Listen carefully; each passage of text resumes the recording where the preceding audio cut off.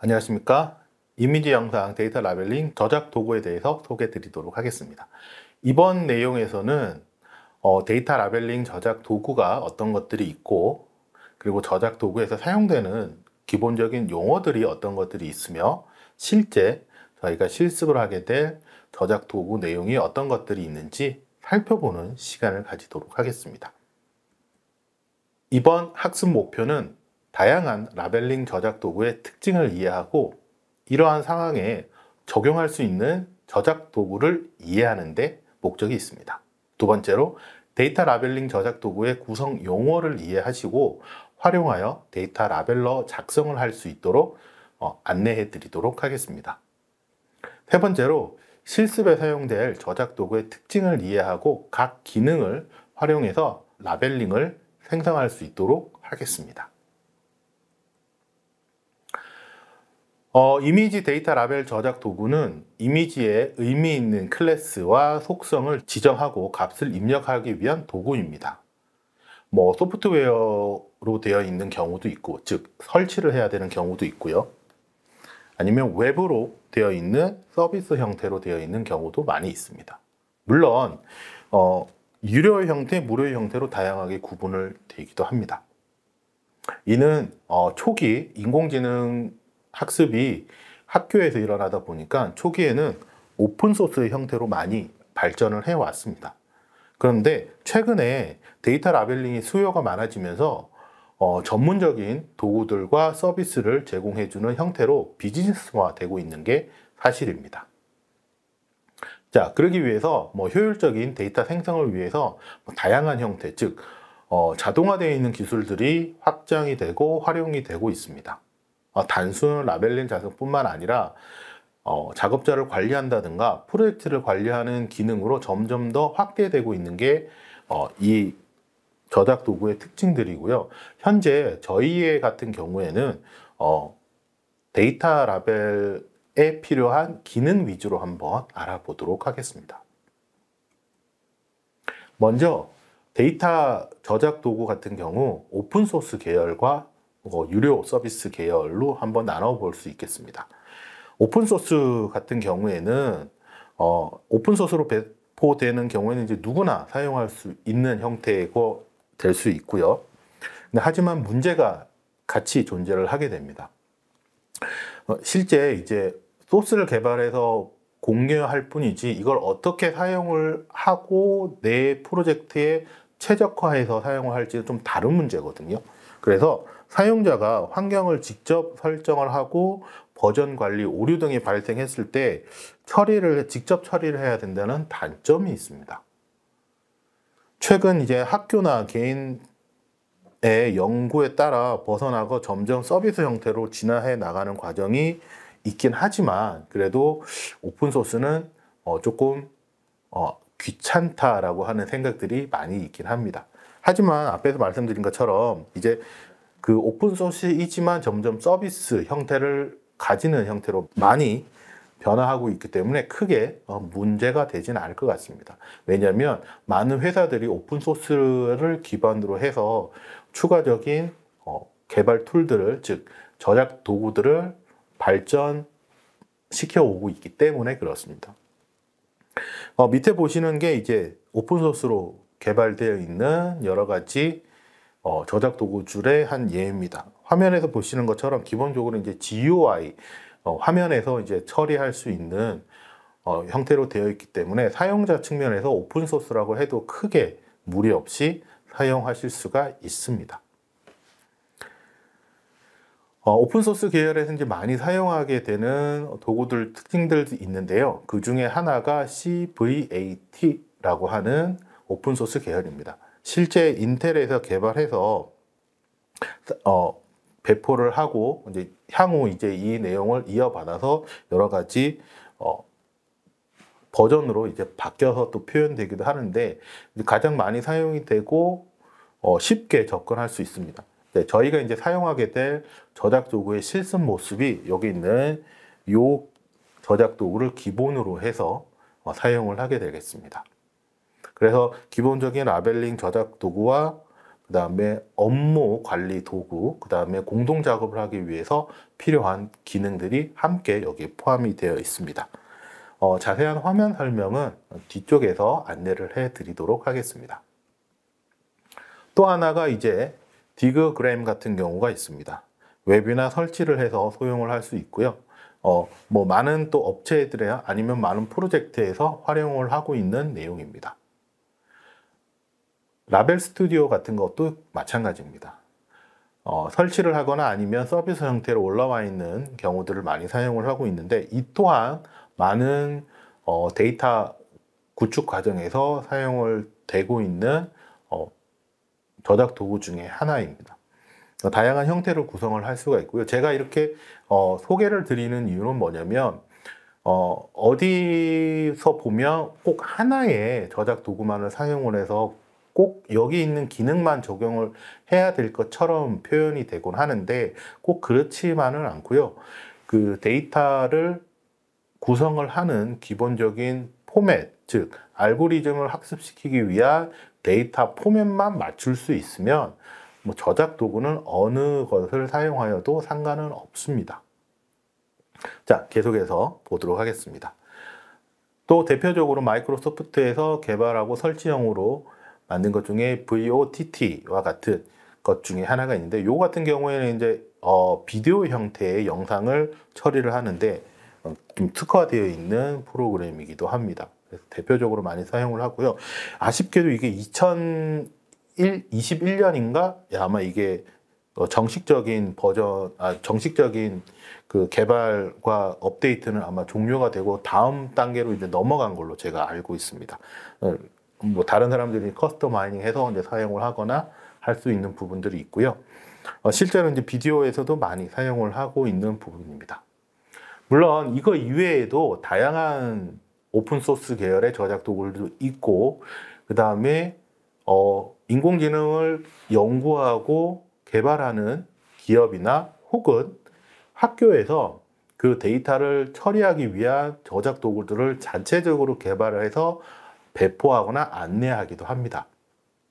그렇기 때문에 그 데이터의 목적에 맞춰서 만들어 놓은 저작 도구들이 지금 소개해 놓은 내용 이외에도 굉장히 많은 부분들을 차지하고 있으니까 꼭 너무 하나의 오리엔테이션 돼서 그 기능만을 꼭 구축하는 게 뭐 하나의 기술만이 있는 게 아니다 라고 하는 걸 여러분들이 먼저 인지를 해 주셨으면 합니다.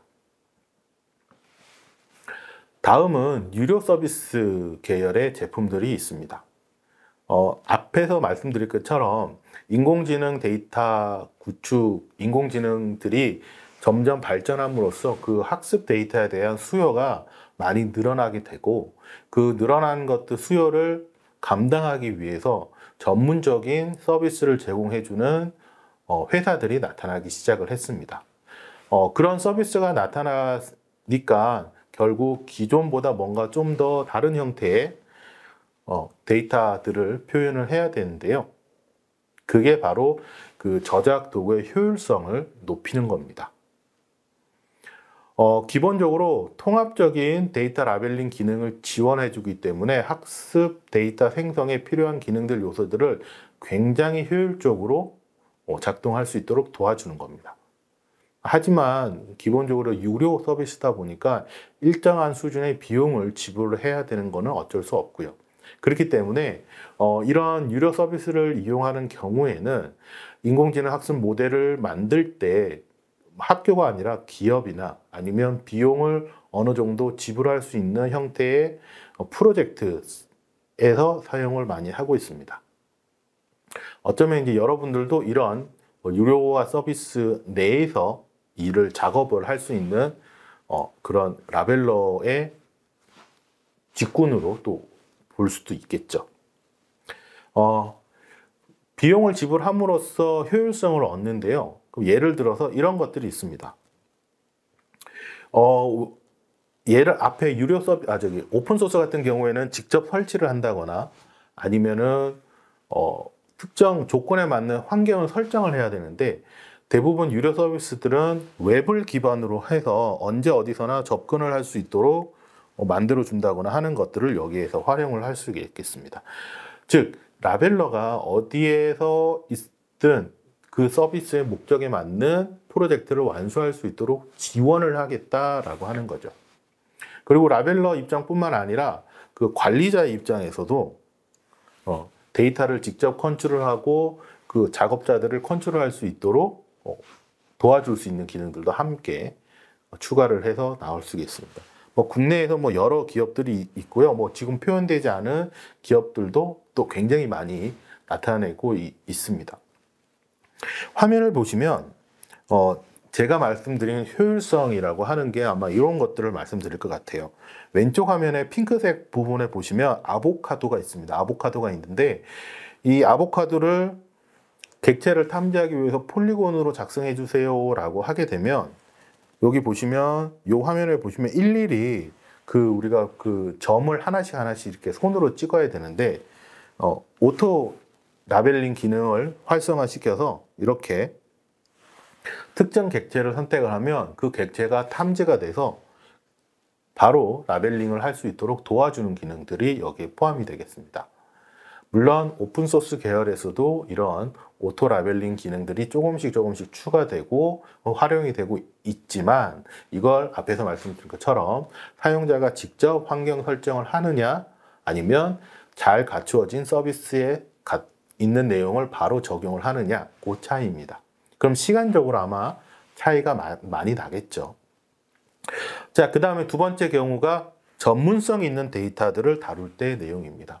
즉 데이터의 특성상 외부로 유출을 하거나 아니면 공유가 어려운 경우 전문 툴을 이용하게 되면 그 보안성을 극도로 지킬 수가 있겠죠. 아니면 특정 전문 분야의 특정 기능이 포함이 되어 있는 경우도 여기 있습니다.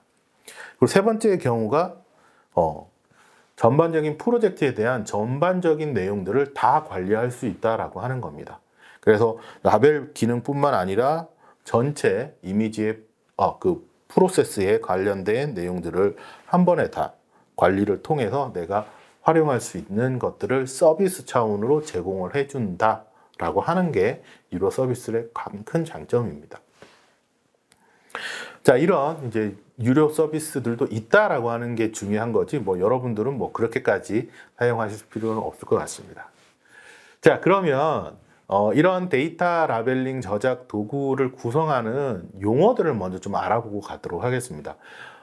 먼저 용어를 알아보기 전에 실제 각 저작 도구들마다 명칭은 다 다르게 사용을 하고 있습니다.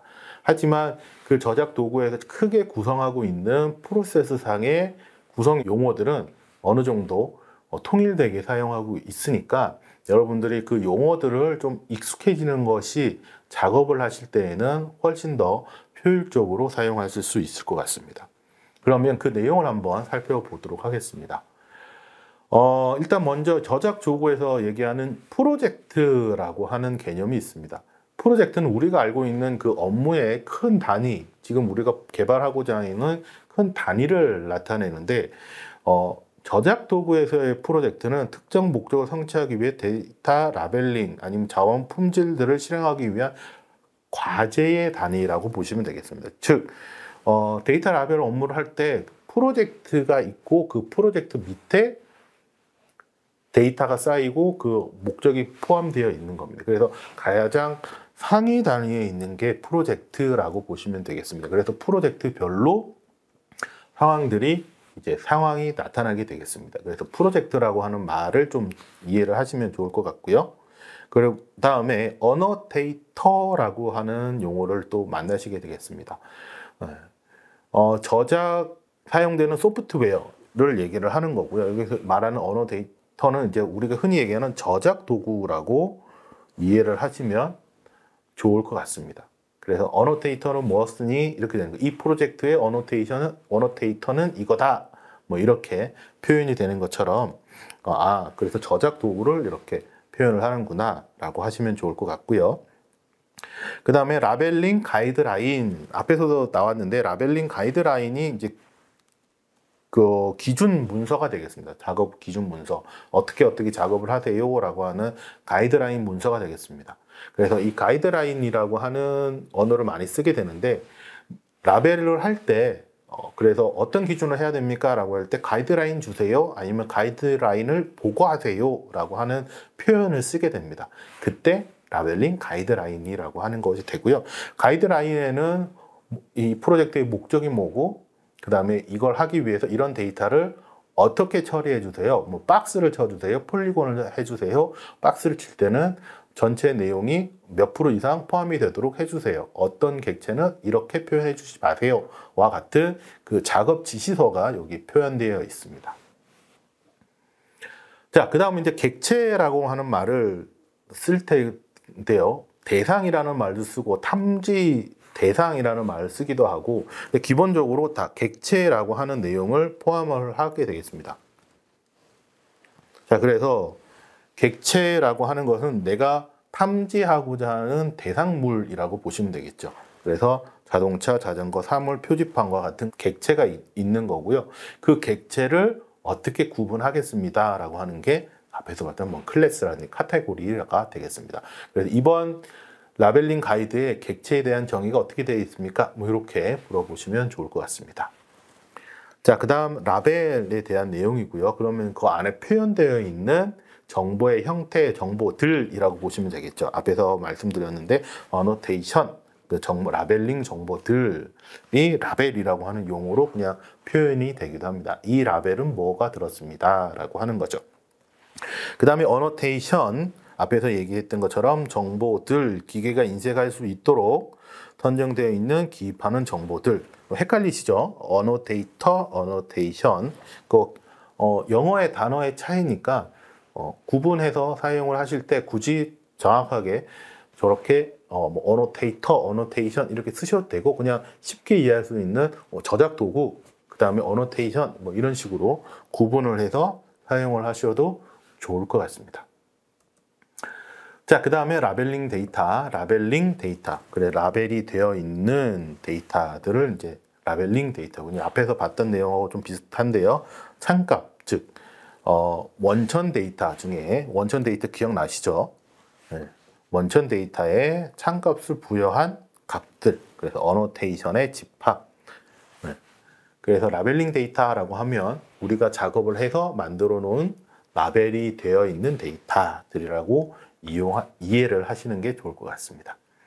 자, 클래스라고 하는 것도 이렇게 분류 탐지를 위한 카테고리, 분류 체계가 있는 거죠. 앞에서 헷갈리지 마셔야 될 게 객체가 있을 때 탐지된 객체가 무슨 클래스에 속한다 이렇게 되는 겁니다. 그래서 분류되어 있는 자동차가 있다면 자동차의 종류를 구분을 한다고 하면 객체는 자동차가 될 거고 클래스는 승용차, 트럭, 버스 이런 식으로 구분이 되겠죠. 물론 이걸 좀 더 다르게 구분할 수도 있습니다. 시간에 따라서 뭐 클래스는 자동차인데 속성을 뭐 버스, 트럭, 승용차 뭐 이런 식으로 구분할 수도 있고요. 그 속성을 뭐 색깔별로 또 할 수도 있고, 그거는 무엇을 보면서 이해를 하시면 좋냐면, 그렇죠, 가이드라인을 통해서 그게 좀 명확하게 구분이 되어 있을 겁니다. 그러니까 항상 가이드라인을 먼저 보시는 게 가장 중요하다라고 말씀을 드리겠습니다. 자, 그 다음에 이제 클래스를 봤고요. 이제 검사라고 하는 단계를 보게 될 겁니다. 아마 여러분들 제일 무서워하고 데이터 라벨링을 하게 되면 가장 많이 보게 되는 게 이 검사, 반려, 코멘트라고 하는 이 부분들을 핵심적으로 보게 될 겁니다. 용어는 어렵지 않습니다. 검사하는 거, 돌려보내는 거 이렇게 해주세요라고 하는 겁니다. 검사라고 하는 건 뭐냐면 실제 라벨링이 되어 있는지 기준에 맞춰서 적합에 대해 판단을 하는 걸 검사라고 합니다. 검사라고도 표현을 하고요. 뭐 어디에는 검수라고 하는 표현도 쓰는데 어떠한 하나하나 상황에 대해서 맞는지 안 맞는지를 보는 건 검사라고 하는 표현이 더 맞을 것 같아요. 그래서 작업이 완료되어 있는 라벨을 검사를 통해서 이게 오케이, 잘 됐다, 그렇지 않다라고 하는 것을 판단하는 과정이 이 검사 과정이 되겠습니다. 그래서 그게 올바르지 않다라고 하게 되면 반려라고 하는 를 하게 됩니다. 리턴 돌려보낸다는 얘기죠. 그래서 작업한 라벨링이 기준에 적합하지 않게 되어 있다라고 하면 검수나 검사를 통해서 라벨 상태에 대한 수정 요청을 하게 됩니다. 수정 작업을 통해서 다시 이용을 할 수 있게 해주는 거고요. 이때 수정 작업을 할 때 이렇게 해서 잘못됐으니까 고쳐주세요 라고 하는 게 바로 이 코멘트가 되겠습니다. 반려되어 있는 내용에 특정 사유를 적어서 표현을 하게 되겠습니다. 그러면 이 기능이 역시 저작 도구에도 함께 들어가 있게 되는 거죠. 자, 그래서 기능적으로 이제 이걸 구현을 할 때 모양은 다르게 되어 있습니다. 왜냐하면 저작 도구들이 다양하기 때문에 이걸 구현을 하는 방식은 여러 가지가 있는데, 그걸 뭐 포스트잇 방식으로 할 수도 있고요. 아니면 데이터를 데이터베이스식으로 구축 관리를 해서 사용을 하기도 합니다. 하지만 전체적인 프로세스의 용어들은 검사, 반려, 코멘트 뭐 이런 식으로 구성이 되어 있으니까 나중에 그 저작 도구들이 만약에 업체들마다 상황들마다 나와 있으면 그 내용을 잘 확인해서 보시면 좋을 것 같습니다.